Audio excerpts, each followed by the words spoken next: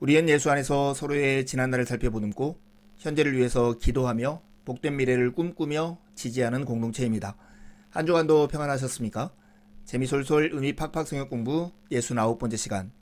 오늘은 요한복음 19장 17절에서 30절에 있는 말씀, 십자가에서 주님은 우리의 이름을 바꾸셨다라는 제목으로 함께 말씀을 나누겠습니다. 요한복음은 크게 두 부분으로 나눌 수 있는데요. 1장에서 12장은 표적의 책, 13장에서 21장은 영광의 책입니다. 영광의 책을 또한 세 부분으로 나눌 수 있습니다. 13장에 16장에는 예수님의 고별 설교가 담겨져 있고요. 17장에는 예수님의 대제사장적 기도가 실려 있습니다. 그리고 나머지 18장에서 21장은 예수님의 십자가와 부활 사건을 기록하고 있죠. 오늘 우리가 함께 다룰 본문은 예수님께서 십자가에 달려 죽으시는 장면입니다. 판결이 끝난 다음에 예수님은 십자가에 달리시고요. 그 다음에 예수님의 십자가 위에 달려있던 패에 대한 묘사가 실려 있습니다. 그런 다음에 겉옷과 속옷을 제비 뽑아 나누는 로마 군병들의 이야기가 나오고, 예수님의 사랑하는 제자에게 예수님의 어머니를 맡기는 그 이야기가 나옵니다. 그리고 예수님은 십자가에서 내가 목마르다 말씀하시고 결국 영원히 떠나가시는 장면까지가 오늘 우리가 함께 나눌 본문입니다. 십자가는 하나님의 아들이신 예수님께서 인간의 손에, 그리고 유대인의 왕이 유대인들에게 죽임을 당하신 사건입니다. 죄인은 왕처럼 행세할 때 왕이신 주님은 침묵하고 계십니다. 죄인들에게 거룩한 얼굴을 입게 하시려고 예수님께서는 죄인의 얼굴을 입으셨습니다. 먼저 17절에서 24절에 있는 말씀을 함께 읽겠습니다. 그들이 예수를 맡음에 예수께서 자기의 십자가를 지시고 해골이라 하는 곳에 나가시니 그들이 거기서 예수를 십자가에 못 박을세. 다른 두 사람도 그와 함께 좌우편에 못 박히니 예수는 가운데 있더라.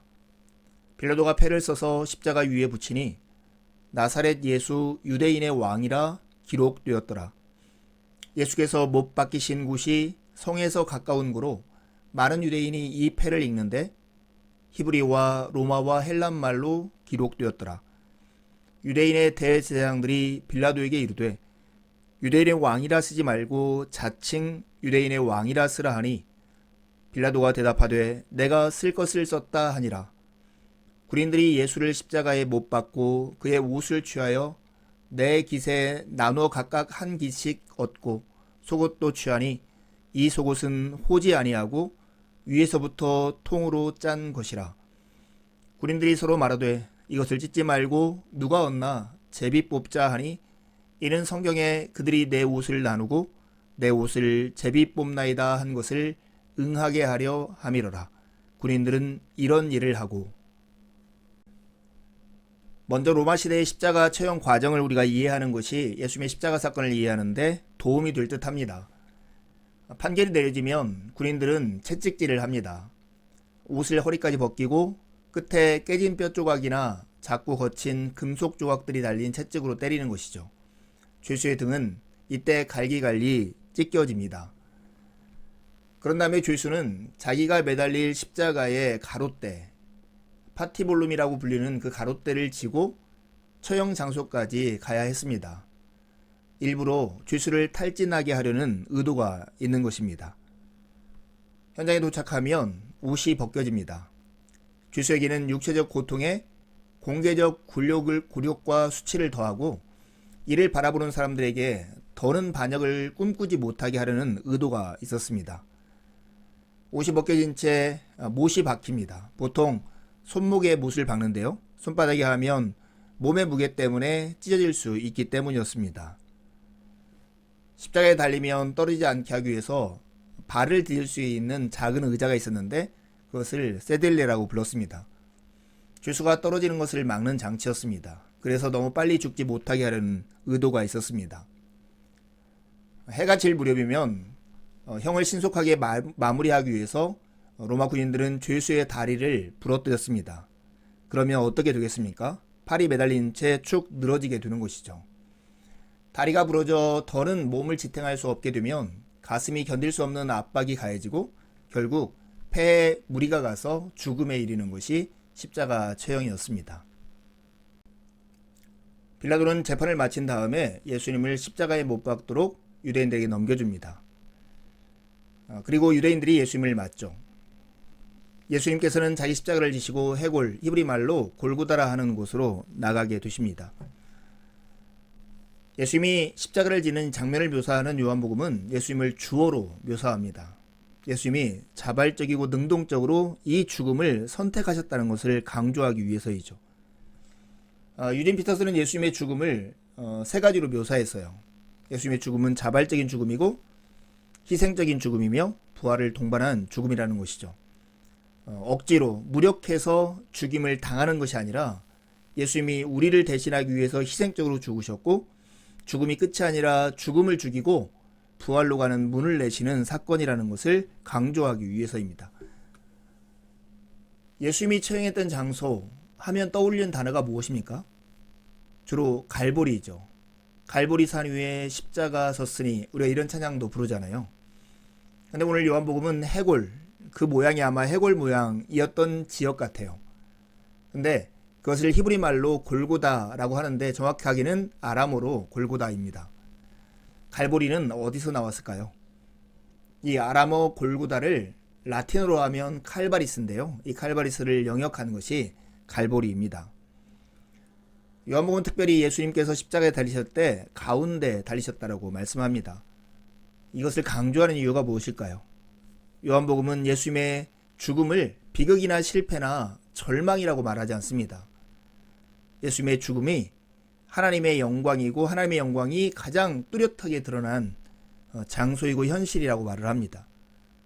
예수님이 왕위에 등극하는 사건, 그것이 십자가에서의 예수님의 죽음이었습니다.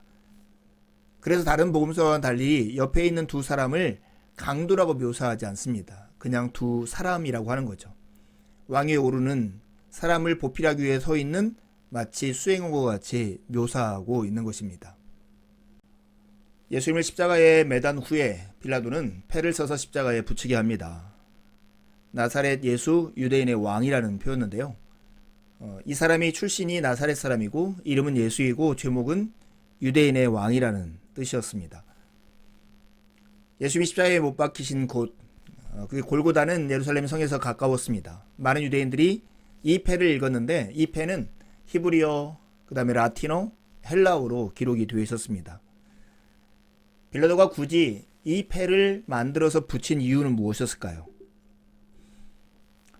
5.16 구테타라고 하는 역사적 사건 이후에 정권을 잡은 군사정부가 사회의 민심을 얻기 위해서 조직폭력배 척결 사업을 했습니다. 깡패들을 다 잡아서 큰 현수막을 들게 하고 목에는 자기가 깡패 누구다 하는 이름을 달게 했습니다. 현수막은 이렇게 적혀 있었습니다. 나는 깡패입니다. 국민의 심판을 받겠습니다. 이렇게 군사정권이 이 일을 했던 이유는 무엇일까요? 깡패짓을 했던 사람들에게 무력감과 수치심을 줄 뿐만 아니라 이 사람들을 존중하고 이 사람을 따랐던 사람들에게 절망감을 주려고 하는 의도였습니다. 예수님의 십자가에 이런 패를 둔 것도 비슷한 의미가 있었습니다. 너희들이 따르는 왕이 이 정도야. 예수, 네가 사회를 선동하려고 했지만 너의 무력감과 수치심을 한번 느껴봐. 이게 아마 빌라도의 의도였을 것입니다. 나사렛 예수 유대인의 왕이라는 이 말을 보고 유대인들이 빌라도에게 이렇게 말을 합니다. 유대인의 왕이라 쓰지 말고 자칭이라는 말을 더해달라는 거예요. 자칭 유대인의 왕이라 쓰라 하지만 빌라도는 그 말을 듣지 않습니다. 여러분, 이 장면에서 우리가 주목해야 할 것이 이것입니다. 누가 누구를 죽이고 있습니까? 누가 누구를 죽이고 있습니까? 예수님의 죄목, 그 패에 달린 문구, 나사렛과 유대인의 왕은 참 어울리지 않는 조합입니다. 예전에 나다나엘이 나사렛에서 무슨 선한 것이 나올 수 있겠느냐라고 말할 정도로 나사렛은 후미진 동네였습니다. 근데 나사렛 출신인데 유대인의 왕이라는 말이 좀처럼 어울리지 않는 말인 것이죠. 빌라도는 이것을 통해서 유대인들을 조롱하고 화를 돋구려 했지만 오히려 하나님은 이 빌라도의 이 말을 통해서 빌라도 자신이 모르는 사이에 참된 진실, 나사렛 예수가 유대인의 왕이라는 진실을 온 세상에 선포하게 하셨습니다. 그 다음 장면은 예수님의 겉옷과 속옷을 나누는 장면입니다. 유대인의 복식에 대한 이해가 우리에게 필요합니다. 유대인들은 원피스와 같은 통으로 짠 옷을 속옷으로 입었습니다. 그런 다음에 속옷을 묶는 허리띠가 있었고요. 그 위에 겉옷을 걸치고 또한 겉옷을 묶는 허리띠가 있었습니다. 그런 다음에 모자, 터번을 쓰고 발에는 샌들을 주로 신었습니다. 예수님이 십자가에 달리신 다음에 벗겨진 옷, 그 옷을 군사들이 나누는데요. 그의 옷, 즉 겉옷을 취해서 네 깃으로 나누어서 각각 갖고 속옷은 찢지 말고 제비뽑아 나누자고 하는데, 이것은 시편 22편 17절 18절에 있는 말씀의 성취라고 이야기를 합니다. 그들이 나를 주목하여 보고 내 겉옷을 나누며 속옷을 제비뽑나이다. 여러분, 이 장면에서 우리가 주목할 것은 이것입니다. 예수님이 벗겨진 채 십자가에 달리셨다고 하는 것입니다. 십자가에 처형을 할 때 로마 군인들은 육체적 고통에 크나큰 수치를 더하기 위해서 벗겨진 채 십자가에 매달았습니다. 이것은 반역을 꾀한 사람들에게는 고통과 수치를 더할 뿐만 아니라 이것을 바라보는 사람에게 이 반역을 꿈도 꾸지 못하도록 만들려고 하는 장치였습니다. 그런데 여러분, 이 장면에서 로마 군인들이 무엇을 하고 있는가, 이것도 주목해야 돼요. 예수님이 십자가에 달려 고통, 아픔, 수치를 당하고 있을 때에 이익에 눈먼 로마 군인들은 지금 살인 기계와 다르지 않다라고 하는 거예요.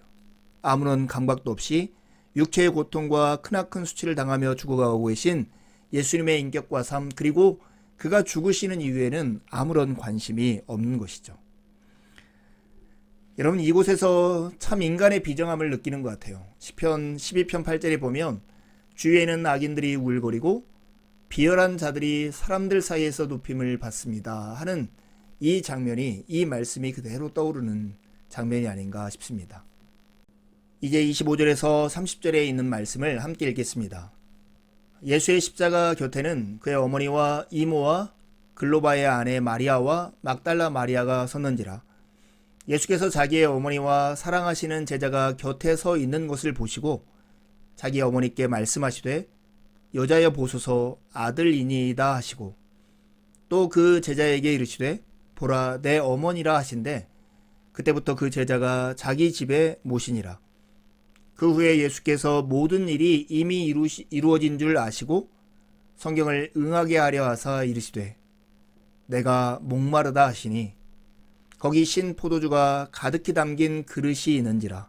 사람들이 신 포도주를 적신 해면을 우슬초에 매어 예수의 입에 대니 예수께서 신 포도주를 받으신 후에 이르시되 다 이루었다 하시고 머리를 숙이니 영혼이 떠나가시니라. 예수님이 달린 십자가 곁에는 4명의 여인과 사랑하는 제자가 있었습니다. 예수님의 어머니, 예수님의 이모, 글로바의 아내 마리아와 막달라 마리아가 그들이었습니다. 어떻게 여인들이 십자가의 곁을 지킬 수 있었을까요? 당시에는 여인들을 위협의 대상으로 여기지 않았습니다. 그래서 그들이 가까이 오는 것을 막지 않았을 것입니다. 그럼에도 여기에는 여성성이 강조되고 있습니다. 공감하고 곁을 지켜주는 하나님이 인간에게 주신 정서적인 태도, 이것은 그때 예수님의 십자가 곁을 지킨 여인들뿐만 아니라 오늘 우리에게도 필요한 정서가 아닐까 싶습니다. 십자가에 달린 채 예수님은 자기 어머니와 사랑하는 제자를 바라보십니다. 그리고 어머니에게 이렇게 얘기하죠. 여자여 보소서 아들이니이다. 그리고 사랑하는 제자에게는 보라 내 어머니라, 이렇게 말씀하십니다. 그때부터 그 제자가 이 어머니를 자기 집에 모신다고 이야기를 합니다. 십자가 아래에서 예수님은 사랑하는 제자에게 자기 어머니를 맡기시고 책임을 지게 하셨습니다. 십자가를 통해서 하나님이 이루시려는 것 중에 하나가, 그것은 이와 같은 사랑과 돌봄의 공동체를 창조하는 것이었습니다. 사람을 환대하고 돌보고 책임지는 것, 그것은 그리스도인의 윤리에서 매우 중요한 내용입니다. 여러분, 크고 첫째되는 계명이 무엇입니까? 그것은 하나님의 사랑입니다. 근데 예수님은 이웃사랑을 둘째도 그와 같으니 첫째 들은 계명과 다름이 없다라고 말씀하셨습니다. 도로시데이가 이런 얘기를 했는데요. 우리는 서로를 사랑하지 않고서는 하나님을 사랑할 수 없다. 우리는 서로를 사랑하지 않고서는 하나님을 사랑할 수 없다. 그리고 서로를 사랑하기 위해서는 서로를 알아야 한다. 예수님께서 이와 같이 말씀하셨습니다. 내가 진실로 너에게 이르노니 너희가 여기 내 형제 중 지극히 작은 자 하나에게 한 것이 곧 내게 한 것이니라. 우리는 서로를 사랑하지 않고는 하나님을 사랑할 수 없습니다. 예수님은 우리를 십자가 아래 모이게 하시고 거기서 서로에게 맡기셨음을 기억하십시오. 교회는 서로가 서로를 세우고 서로가 서로 함께 지어져가는 그리스도의 몸이기 때문입니다. 보네퍼가 이런 말을 했습니다. 가장 약한 사람을 공격하는 것은 하나님을 공격하는 것이다.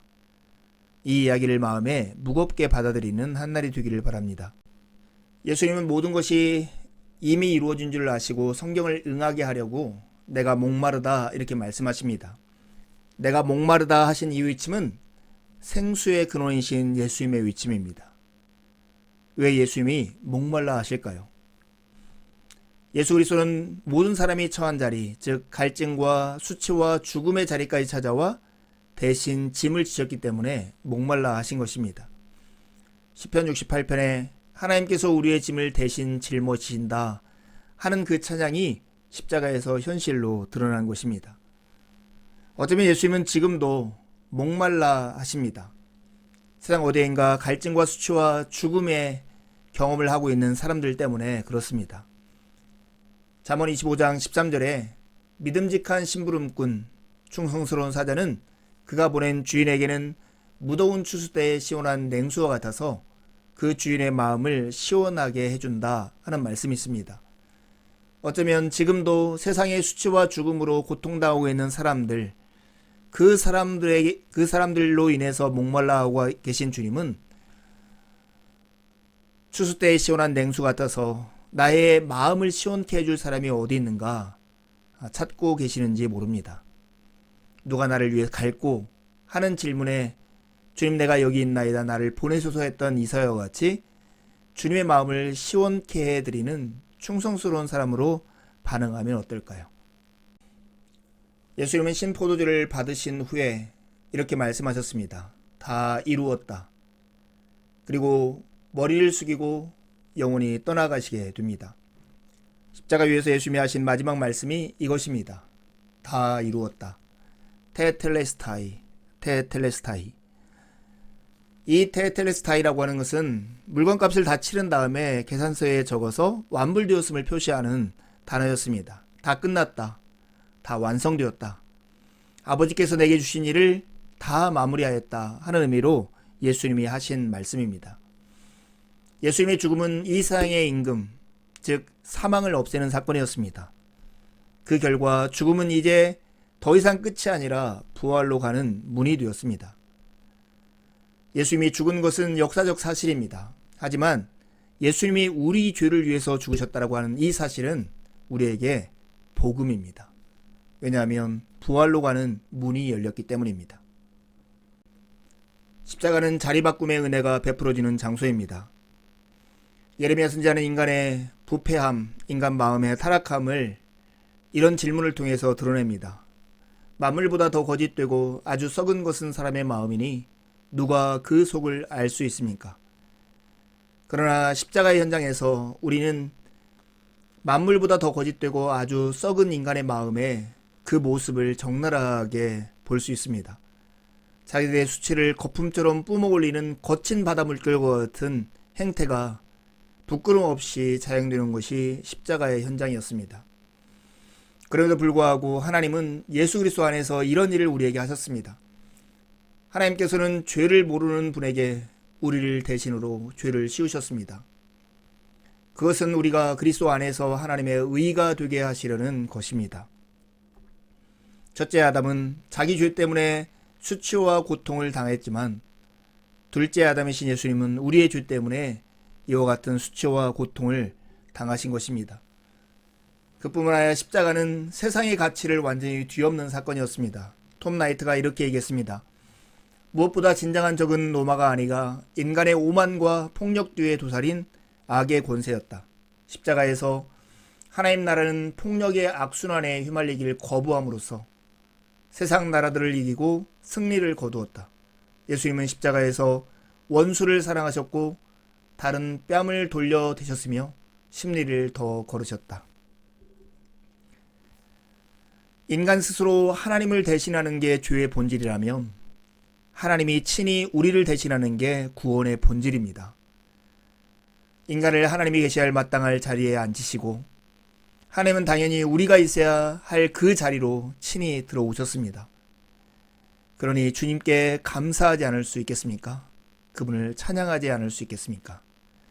오늘 하루 이 주님의 큰 은혜, 특별히 자리 바꿈의 은혜를 깊이 묵상하는 한날이 되기를 간절히 바랍니다. 주님의 말씀은 우리의 발의 등이요 우리의 길의 빛입니다. 늘 주님과 동행하며 살아가는 한날 한날이 되기를 간절히 바랍니다. 남은 한 주도 주님의 은혜를 의지해 살고 복된 주일에 만나 기쁨으로 우리 하나님을 예배하시죠. 감사합니다.